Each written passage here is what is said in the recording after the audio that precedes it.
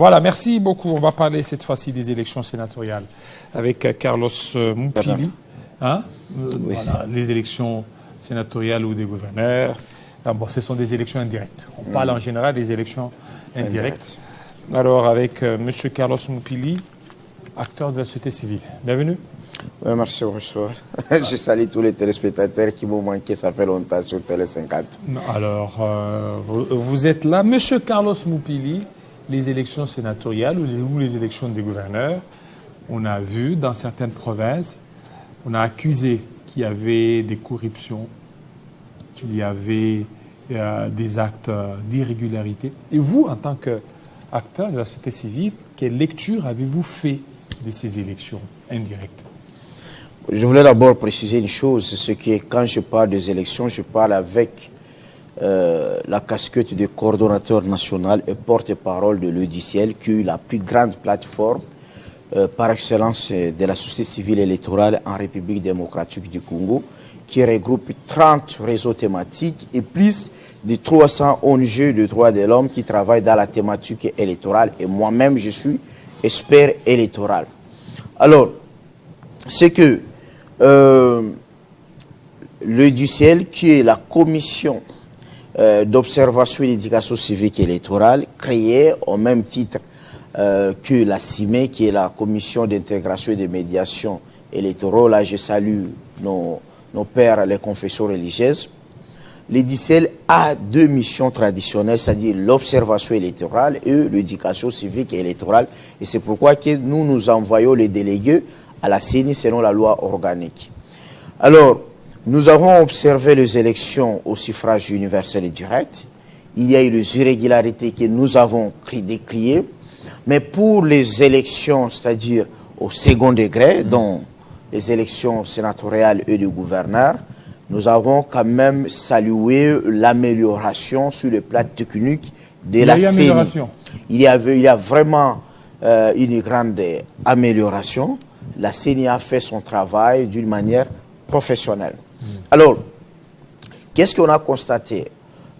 C'est que nous, on déploie les observateurs qui couvrent ce scrutin au second degré et ils doivent quand même observer, c'est-à-dire le fait, les confronter avec la loi électorale. C'est comme ça que se fait une observation électorale. Alors, qu'est-ce qui arrive?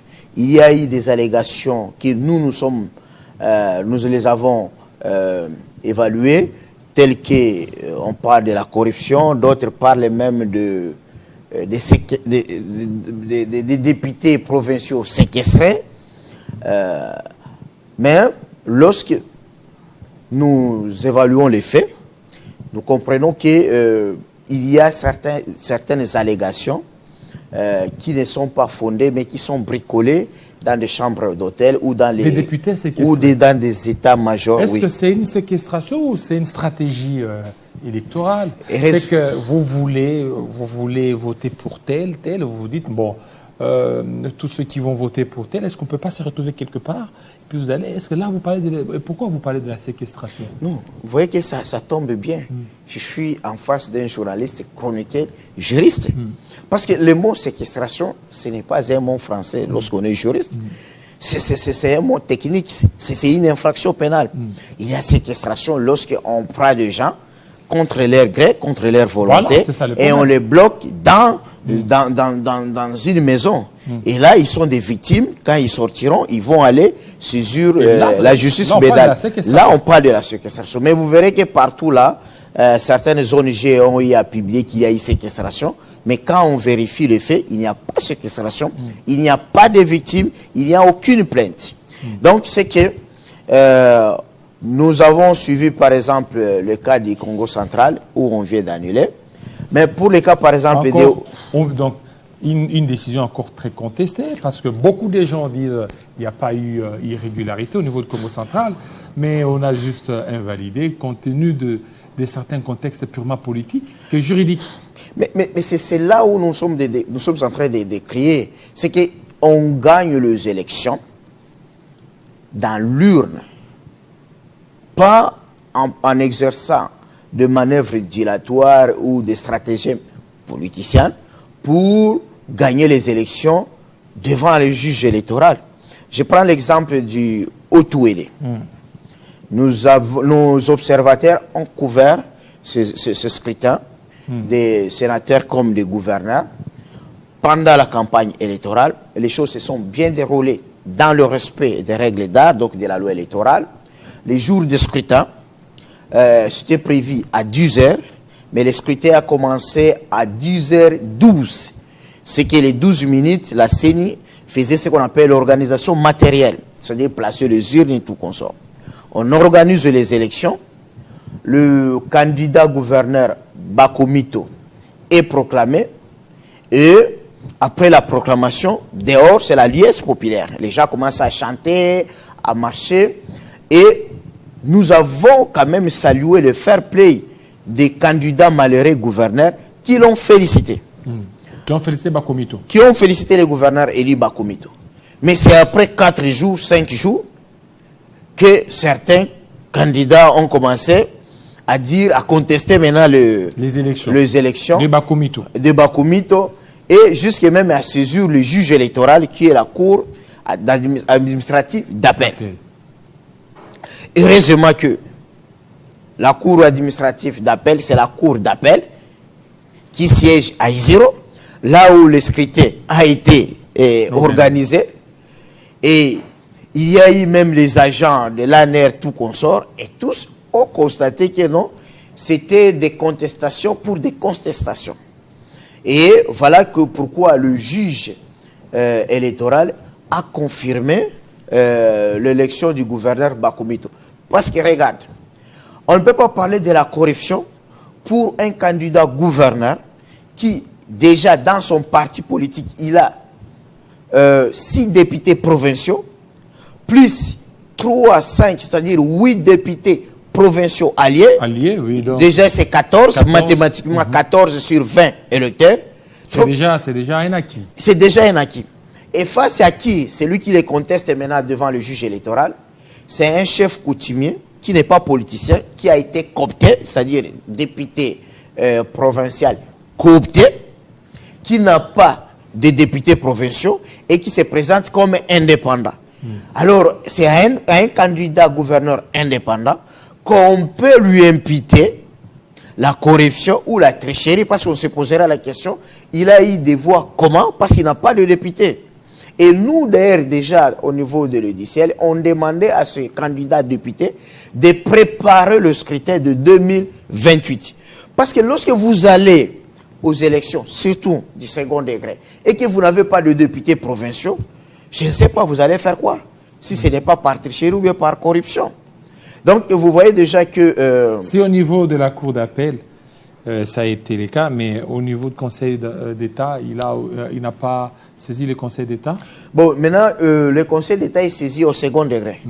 Maintenant, là aussi, il y a un problème. Parce que dans la requête, on réclame quoi? On réclame l'annulation. Mais on ne peut pas réclamer l'annulation lorsqu'on maîtrise la loi électorale. Il faut que beaucoup de juristes lisent la loi électorale. L'article 75 de la loi électorale est clair. À son alinéa D, il y a annulation d'une partie ou de la totalité de scrutin. C'est lorsqu'on a constaté des irrégularités qui influenceraient le résultat du scrutin. Mais ici, on est dans un scrutin au second degré, où il y a 20 électeurs qui sont les députés provinciaux. Et celui qui est élu, il a 14 députés acquis dans les regroupements politiques. Et il est élu. On comptabilise les voix, il est élu. On proclame les résultats, celui qui a perdu, par fair play, il les félicite. Dehors, il y a la liesse. C'est-à-dire quoi? La liesse populaire exprime que les députés provinciaux ont exprimé la volonté du peuple. Parce qu'il faut savoir que cette province de Haut-Touélé, oui, c'est une province qui souffre dans le cadre des infrastructures. Le gouverneur sortant, il a fait sa part. Et maintenant, on attend aussi celui qui est arrivé, c'est-à-dire le gouverneur élu Bakomito, qui, à partir de son programme, de son projet de société, il a vraiment séduit la population de Hutu-Wele. Comment il a séduit? Parce que jusque-là, il n'a pas encore travaillé. Non, non, il a séduit à travers son projet de société. Parce que nous, on a suivi...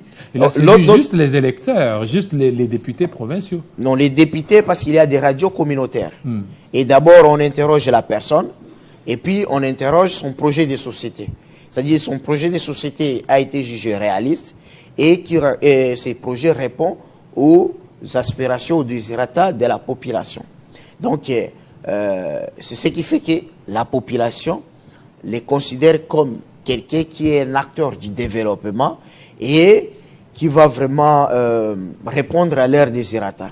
C'est ça ce qui a exprimé la liesse populaire. Donc, je crois que les politiciens congolais ne doivent pas s'attaquer à la démocratie électorale. Parce que la démocratie électorale... Mais c'est de leur droit s'ils trouvent que, malgré le 20 députés acquis pour le compte de Jean Bakomito, oui. Malgré les 14 sur le 20, et qu'il y a des irrégularités, ils peuvent toutefois les dénoncer. Mais quelles sont ces irrégularités? Oui, mais c'est que c'est... Les irrégularités conviennent... Aux détracteurs de pouvoir certainement... Et comment ils ont su qu'il y a des irrégularités après 4 jours de la proclamation? Oui, c'est par prophétie? Oui, mais... C'est par rêve? Mais il y a un délai, c'est qu'ils étaient dans les délais. Oui, ils étaient dans le délai. Peut-être les 4 jours les ont servi à pouvoir réunir tous les éléments et afin de constituer un bon dossier, afin d'aller déposer là au niveau de la cour d'appel d'Issiro. Non, c'est-à-dire, c'est quoi? Les gens doivent... Est-ce que parmi ces irrégularités, les gens qui votaient, il n'y avait pas des gens qui étaient en train d'assister d'autres députés afin d'influer ou d'influencer les votes? Non, au contraire, là, tous les députés, il n'y a pas des aveugles, il n'y a pas de sourds, il n'y a pas de vieillards. Oui, mais vous pouvez... Tous les électeurs ont voté librement, individuellement et démocratiquement. En bon état. Oui. Vous êtes en bon état, vous êtes en bonne santé, malgré que vous êtes en bonne santé, et que vous n'arrivez pas à bien manipuler des machines, on pourra certainement vous assister. Oui, mais ce cas n'a pas été relevé. C'est quand on relève les cas de séquestration, nous sommes d'accord avec vous que c'est du droit pénal. C'est du droit pénal. Il n'y a pas eu de député séquestré parce qu'il n'y a pas une plainte d'une victime de séquestration. Alors, puisqu'on parle de séquestration, que là-bas, vous ne voyez pas que le risque au niveau de la cour d'appel, la cour d'appel a validé les élections, mais au niveau du Conseil d'État, ça risque d'être comme les scénarios du Congo central, où on a annulé ces élections, on a demandé à ce qu'il y ait la réorganisation des scrutins. Non, je viens d'évoquer l'article 75 de la loi électorale. Quand est-ce que le juge électoral peut annuler le résultat d'un scrutin? C'est lorsqu'il y a les irrégularités qui influenceraient ou qui impacteraient au résultat des votes. C'est-à-dire, par exemple, comme vous le disiez, s'il y a des députés provinciaux qui ont voté 2 fois, là, ça impacte au résultat du scrutin. Mais ce n'est pas le cas. Ce n'est pas le cas. Donc, je crois que au niveau du juge électoral, il dira seulement les droits. Parce que dans ce pays, on doit avoir quand même la conscience. Nous, les juristes, on a déjà fait du mal dans notre pays. Il y a parfois, les gens nous disent qu'il faut fermer la faculté du droit. Est-ce que ce sont les juristes ou bien c'est la culture congolaise? Non, c'est nous. Le non-respect de ces textes-là. Non, j'ai dit, je parle d'abord de nous, les juristes. C'est que c'est bien connu que le juge, au-dessus de lui, c'est la loi et sa conscience. Et cette conscience doit naviguer selon le respect de la loi. Alors, la loi électorale est claire. Le premier juge a validé ces élections parce que c'est un juge de proximité. Il connaît tout ce qui s'est passé à Iziro. Il a eu des informations informelles comme aussi formelles. Maintenant, ils sont venus en appel. Mais je vous dis ceci. Même s'il faut fabriquer les droits, ça sera difficile. Parce que cette requête peut être déclarée recevable mais elle ne sera jamais déclarée fondée.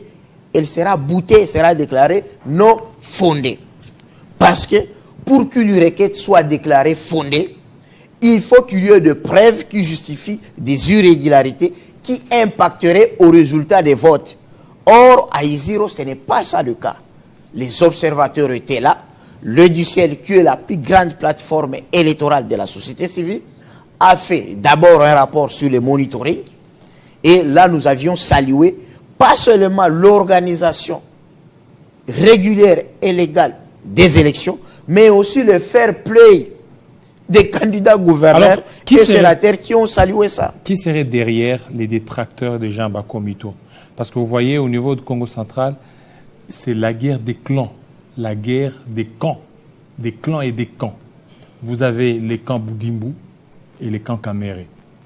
Ils sont en train de vouloir dompter la province. Alors, au niveau des Isiro, qui peut être derrière les détracteurs de Jean Bakomito? Bon, ça, je crois que c'est au-delà du travail d'un observateur électoral. Oui, mais seulement, c'est que nous, on connaît que pour le candidat Bakomito, à part son regroupement, il a des alliés qui sont d'ailleurs 3 députés provinciaux de l'honorable André Lité et 5 députés provinciaux de l'UDPS et alliés. UDPS et alliés. Et l'UDPS et alliés. Donc voilà que c'est ce qui fait qu'il a eu 14 députés provinciaux à sa cause et ce qui lui valait mathématiquement son élection. Alors en tant qu'observateur, qu'est-ce que vous aviez fait maintenant comme étude, comme lecture des élections sénatoriales et des élections de gouverneur de province?